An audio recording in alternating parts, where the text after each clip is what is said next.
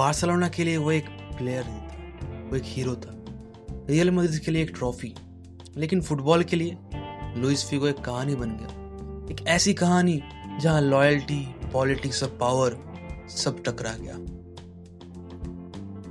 20 जुलाई सन 2000 football history का सबसे dangerous दिन। उस दिन लुइस फिगो ने बार्सिलोना छोड़ा और रियल मैड्रिड ज्वाइन किया। लेकिन कहानी सिर्फ 20 जुलाई से नहीं, काफी पहले से शुरू हुई थी।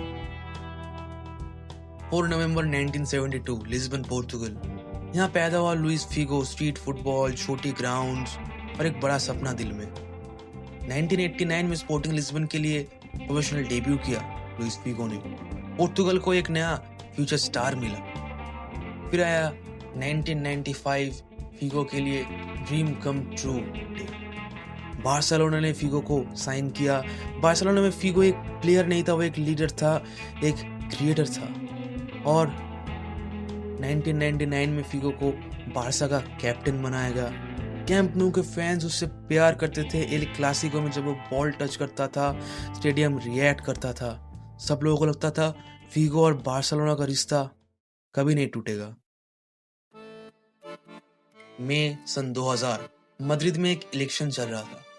एक आदमी था, फ्लोरेंटिनो पेरेज, एक बिजनेसमैन, रियल मैड्रिड का प्रेसिडेंट बनना चाहता था। और उसने एक इम्पॉसिबल प्रॉमिस कर दिया मैड्रिड के फैन से कि अगर मैं जीता, मैं लुइस फिगो को बार्सिलोना से मैड्रिड ले आऊंगा, और अगर मैं हार गया तो सब मैड्रिड फैंस को इस सीजन की टिकट फ्री में मिलेगी। लोग हंस रहे थे क्योंकि ये ट्रांसफर इम्पॉसिबल था। फिगो तब बार्सिलोना का कैप्टन था। जून सन 2000 पेरेज ने फिगो के एजेंट से सीक्रेटली बात की।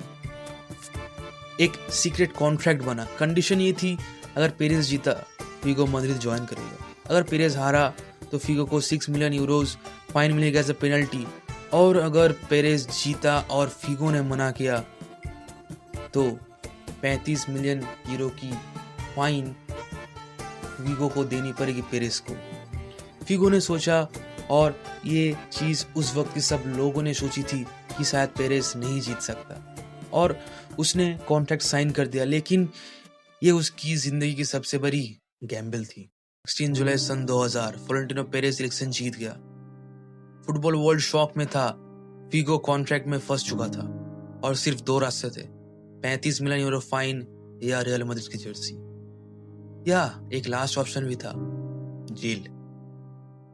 But as a player, as a human being, Figo ने अपनी जिंदगी सबसे ऊपर रखी, अपनी फैमिली को सबसे ऊपर रखी, जो हम सब लोग शायद करते थे अगर हम उस सिचुएशन में होते। फिगो ने जर्सी चुनी। 20 जुलाई सन 2000 लुइस फिगो बार्सिलोना से रियल मैड्रिड चला गया। ट्रांसफर फी उस वक्त का वर्ल्ड रिकॉर्ड। फैंस के लिए ये सिर्फ ट्रांसफर नहीं था, एक बिट्रेयल था। जब फिगो कैंप न्यू वापस आया, बॉटल्स, कॉइन, अब्यूज और एक सुअर का सर भी था पिच पर। फुटबॉल हिस्ट्री का सबसे डार्क मोमेंट बन गया ये दिन। 2001 फिगो ने बैलन डोर जीता रियल मैड्रिड के लिए, लेकिन वो बार्सिलोना की सीजन के लिए जीता था। रियल मैड्रिड के साथ ट्रॉफीज, फेम, रिस्पेक्ट सब जीता, लेकिन बार्सिलोना का प्यार कभी वापस नहीं मिला। तो क्या लुइस फिगो एक ट्रेटर था? एज अ प्लेयर नहीं, एज अ डिसीजन मेकर शायद, लेकिन एज अ सिंबल हाँ, क्योंकि फुटबॉल में कहानी सिर्फ गोल से नहीं, चॉइस से लिखी जाती है, और लुइस फिगो की चॉइस फुटबॉल ने कभी माफ नहीं की। This was not just a football transfer, this was a football scar. From untold football files, subscribe for more content like this.